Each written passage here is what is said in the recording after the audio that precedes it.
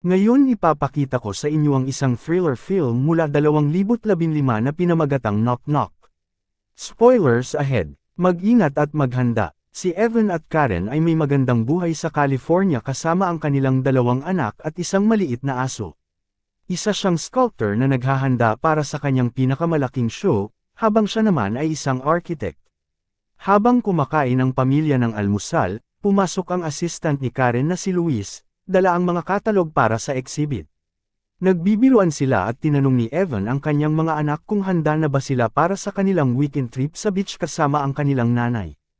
Ipinakita ni Karen ang pangunahing sculpture kay Luis at sinabi na hindi pa ito tuyo, at nangako si Luis na kukunin ito kapag natuyo na para dalhin sa gallery. Habang naghahanda si Karen at ang mga bata para umalis, sinabi niya kay Evan na darating ang physical therapist niya, si Vivian, kinabukasan. Nagmakaawa ang mga bata kay Evan na sumama sa kanila sa weekend pero kailangan niyang magtrabaho. Sa isang madilim at maulan na gabi, makikita si Evan na nagtatrabaho sa kanyang computer at nakikinig ng musika gamit ang kanyang mamahaling turntable. Tumawag si Karen at sinabi na namimiss na nila siya. Pagkatapos ng tawag, patuloy na nagtrabaho si Evan hanggang madaling araw, gumagawa ng 3D printed models ng kanyang mga design. Bigla niyang narinig ang katok sa pinto at pagbukas niya, nakita niya ang dalawang babae na naghahanap ng isang tao na hindi niya kilala.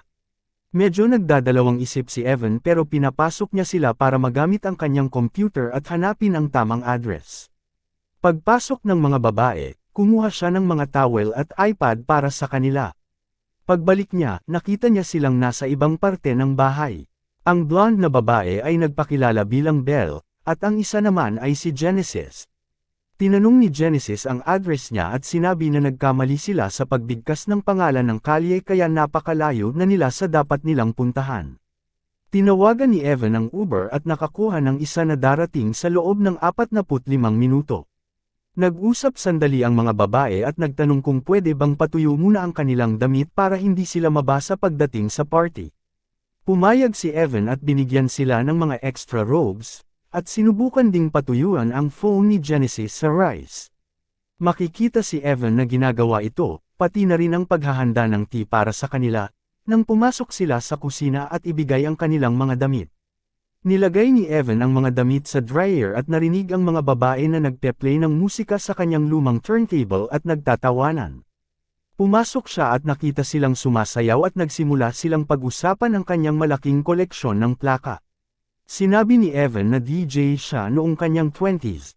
Nagulat ang mga babae sa kanyang edad at tinanong kung ilang taon na siya, at nang sabihin niya ang kanyang edad, sinabi ng mga babae na mukhang mas bata siya. Sinabi ni Evan na maaga siyang nag-asawa at ang kanyang asawa at mga anak ay nasa weekend trip na dapat ay kasama rin siya, pero naiwan siya para magtrabaho. Naawa ang mga babae sa kanya dahil mag-isa siya sa bahay at niyakap siya, at nagsimulang himasin ni Genesis ang kanyang katawan, sinasabing masyadong fit siya para sa kanyang edad. Medyo nailang si Evan, pero nang makita ni Belle ang litrato ng kanyang asawa at sinabi na swerte siya, medyo naging komportable siya. Nagkwento si Evan tungkol kay Karen at sa kanyang art, na ikinagulat ni Belle nang malaman niyang lahat ng artwork sa bahay ay gawa ni Karen. Sinabi ni Genesis na nag-aral siya ng art history sa loob ng isang semester at tinanong kung bakit wala sa MoMA ang mga sculpture ni Karen. Dahil dito, ipinakita ni Evan ang katalog ni Karen para sa exhibit sa LA. Impress na impress ang mga babae sa kanyang asawa at sa kanya, at tinawag silang hot couple habang tinatanong tungkol sa kanilang love life, na medyo nagpakaba kay Evan. Sinabi ni Evan na hindi siya sanay na ang mga babae ay bukas mag-usap tungkol sa sex, kaya nagtawanan ang mga babae, sinabing bigla siyang tunog matanda. Lumipat ulit ng upuan si Evan at tinignan ng Uber. Tinanong ni Genesis kung gaano na siya katagal kasal kay Karen at sinabi niyang matagal na. Tinanong siya ni Genesis kung si Karen lang ba ang naging intimate niyang partner sa loob ng maraming taon at ipinaliwanag niyang ganun talaga kapag mahal mo ang isang tao. Natural na hindi sumang-ayon ang mga babae at marami silang sinabi tungkol sa monogamy at human nature. Kaya napaisip si Evan sandali. Sinabi ni Belle na alam niyang kapag siya ang nagpakasal, gugustuhin ng kanyang asawa na makipagrelasyon sa ibang babae. Ang solusyon niya raw ay mag-threesome para hindi siya ipagpalit. Lalong ninerbyo si Evan at binago ang usapan, tinanong kung ano ang trabaho nila. Sinabi ni Genesis na sila'y mga flight attendants at nagsimula silang mag-roleplay kasama si Evan. Iwas ulit si Evan at lumipat ng ibang upuan, tinanong kung saan sila base. Nagpatuloy ang usapan nila tungkol sa kanilang trabaho at paglalakbay, na sinabi ni Belle na ang paglalakbay ang pinakamagandang paraan para makakuha ng life experience. Nagsimula ang mga babae na magkwento tungkol sa kanilang mga coworker at dinala ulit ang usapan sa sex. Kinakabahang chinek ni Evan ang Uber ulit nang humingi si Genesis ng permiso na mag-car. Tumayo siya para palitan ng plaka at pinatugtog ang isang pinili ni Belle mula sa kanyang koleksyon. Sinabi ni Evan ang lahat tungkol sa artist at tahimik siyang nakikinig, pagkatapos nagsimulang sumayaw, at pinasayaw si Evan. Nakahanap si Evan ng isa pang plaka para i-blend sa unang plaka at napabilib si Belle sa kanyang skills. Sinabi ni Belle na masaya siyang kumatok sila sa kanyang pinto, mas nag-enjoy siya sa bahay ni Evan kaysa sa party na dapat nilang puntahan.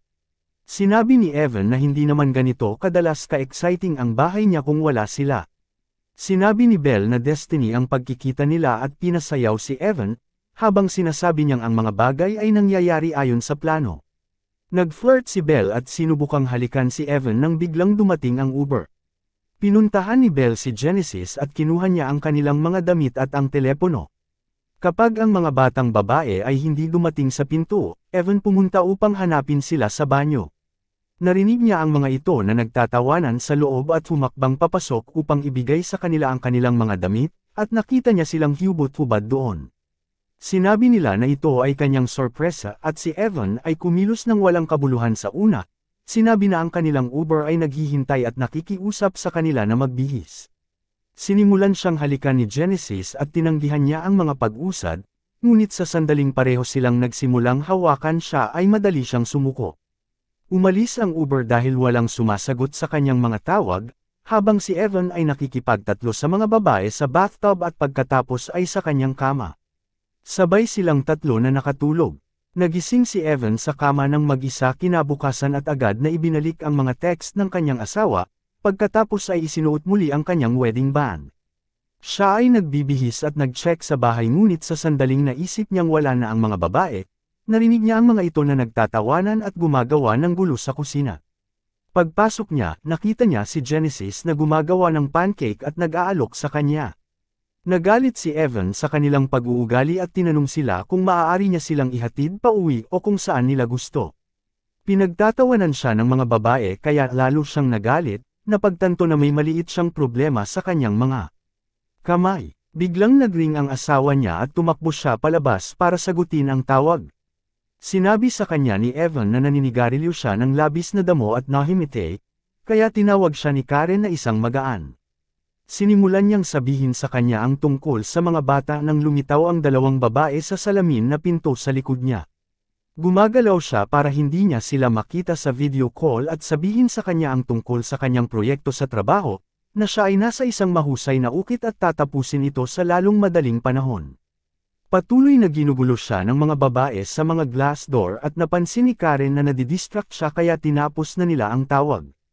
Napagtanto na mahihirapan siyang alisin ang mga babae, pumasok siya sa bahay na nagmumura at sumisigaw sa kanila. Sinabihan sila ni Evan na bumangon at magbihis, kaya tumakbo ang mga babae sa kabilang silid.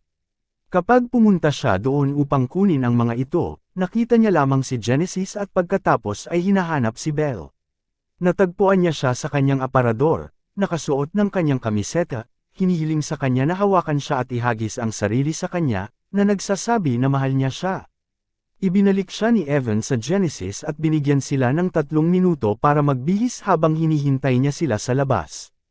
Inubos niya ang kanyang sigarilyo at naglakad pabalik upang kunin ang mga ito nang makita niyang nagpipintura ang dalawa sa ibabaw ng iskultura ni Karen.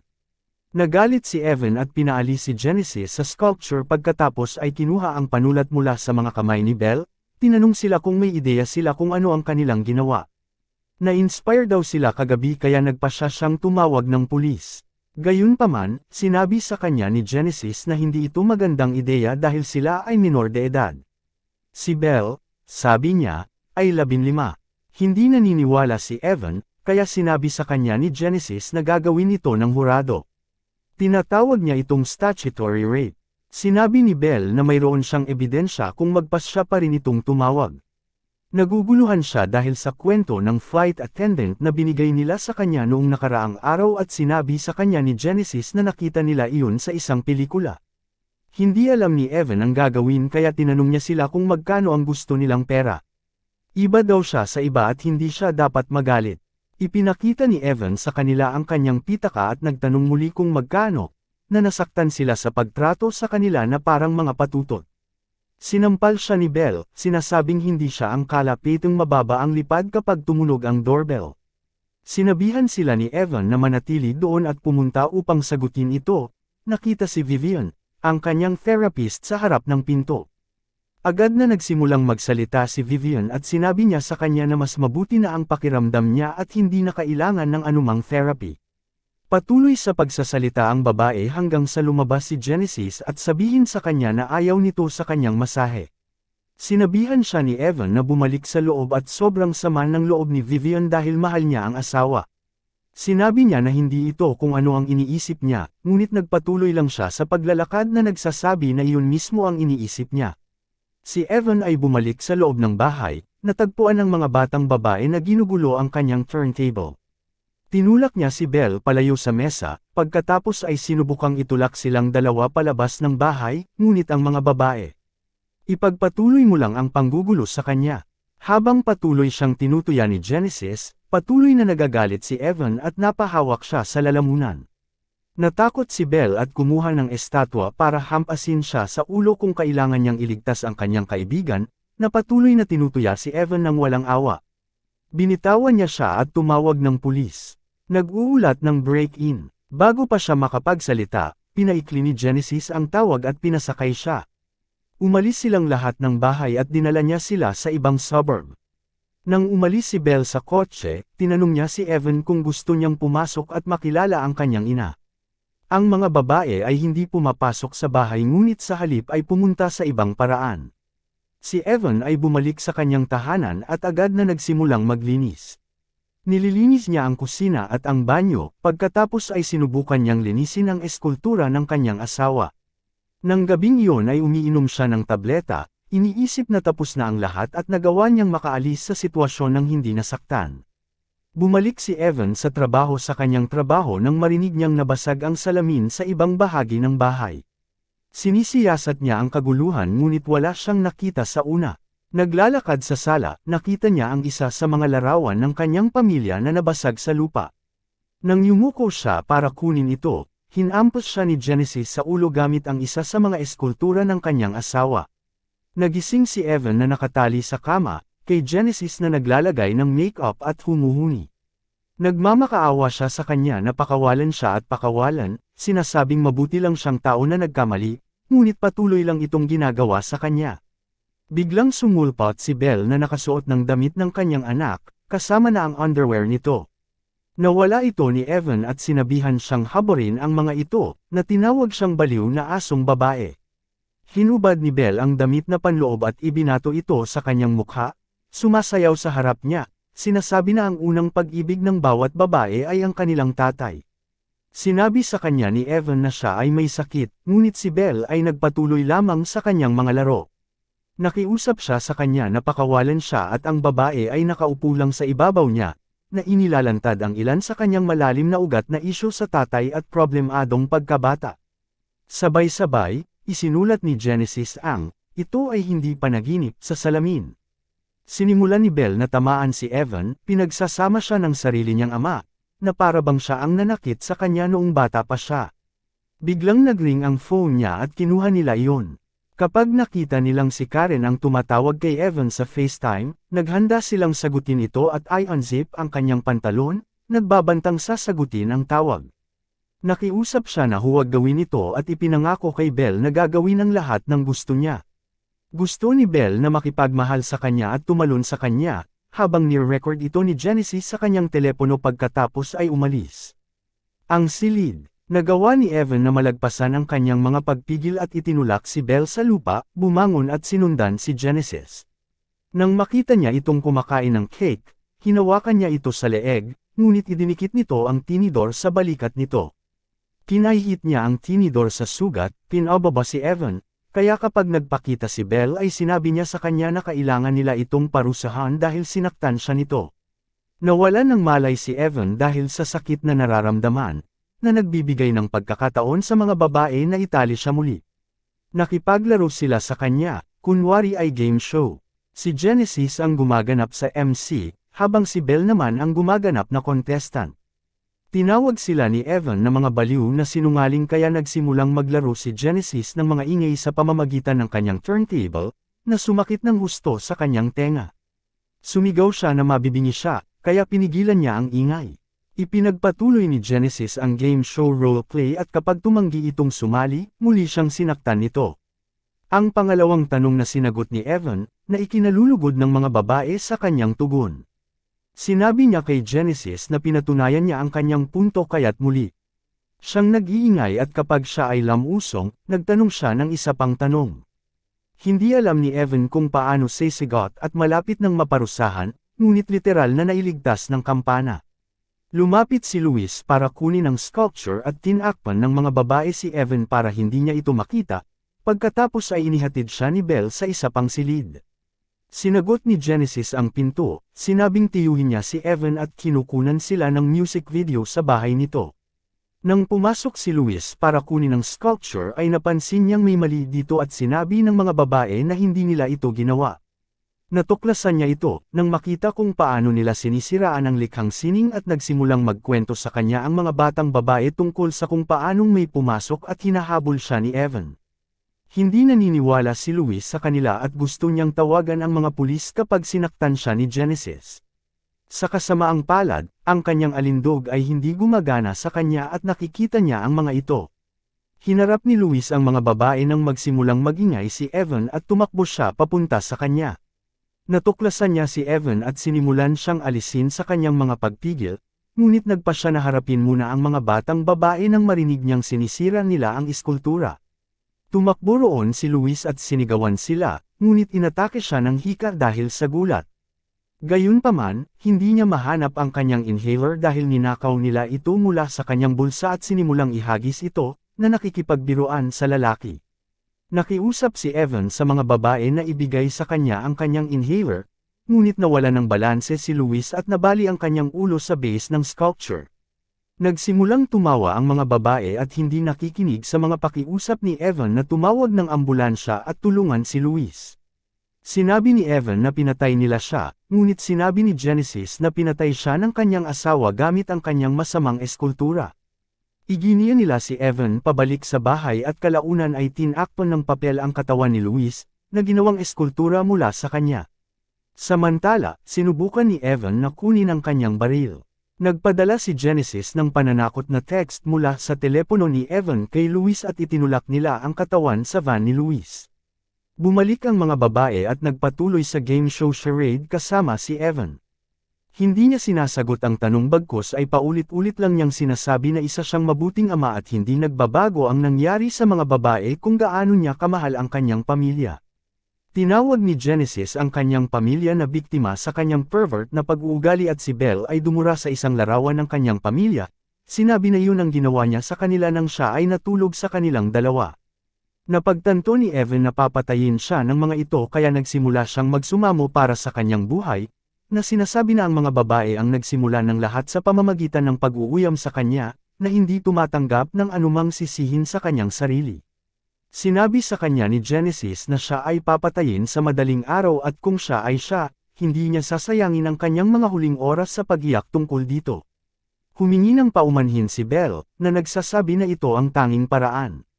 Nang maglaon, naghukay ang mga babae ng libingan para sa kanyang likod bahay at bumalik sa loob nang makuha niya ang kanyang tablet para tawagan si Karen. Inalis ito ni Genesis sa kanya, pagkatapos ay nagpalit sila ng ibang damit mula sa kanyang aparador. Pagkatapos nito, sinisiraan nila ang karamihan sa mga eskultura ni Karen pati na rin ang kanyang mga modelo ng disenyo. Binibigyan din siya ng mga batang babae ng isang bowl cut. Patuloy na pinagtatawanan siya at ganap na sinisira ang kanyang bahay at ang iba pang likhang sining ni Karen. Biglang, nakita nila ang baril at kinalas siya ni Belle.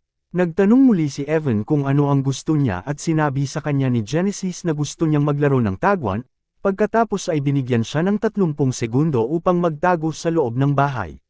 Sinabi niya na kung hindi nila siya mahanap sa pagsikat ng araw ay aalis sila.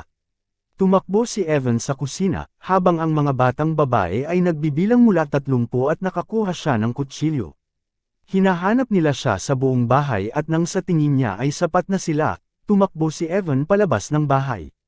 Lumapit sa kanya si Genesis at sinabing kaya niyang sumigaw hanggat gusto niya, na walang makakarinig sa kanya dahil walang tao sa bahay. Sa madaling araw, iginulong ng mga babae si Evan sa libingan at itinapon siya. Bago nila simulan ang paglilibing sa kanya, itinayo nila siya upang iwanan ang kanyang ulo sa ibabaw ng lupa. Ibinaon siya ng mga ito sa lupa hanggang sa kanyang leeg at patuloy pa rin siya sa pagmamakaawa para sa kanyang buhay. Nangako si Evan na kumilos at inalis ni Genesis ang gag. Sinubukan niyang makipagtawaran sa kanila para sa kanyang buhay at sinabi ni Genesis na hahayaan nila siya kung tatawagan niya ang kanyang pamilya at sasabihin sa kanila ang lahat. Nangako si Evan na gagawin ito, ngunit nang tawagan ni Genesis ang telepono ng kanyang asawa at makuha ang kanyang answering machine, nagsimula siyang sumigaw para humingi ng tulong.